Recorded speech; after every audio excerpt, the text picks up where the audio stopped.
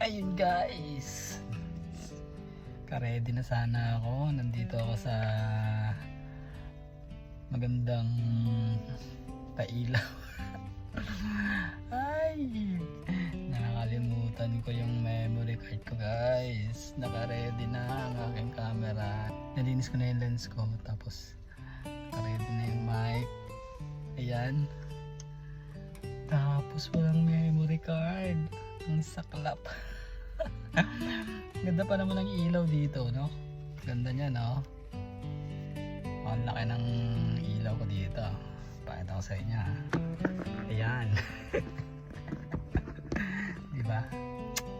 Ay, sa ulitin. Pinagandaan ko yung makahanap ng magandang setup ng ilaw. Natural light. Diba? Puti ko. Kaya alam.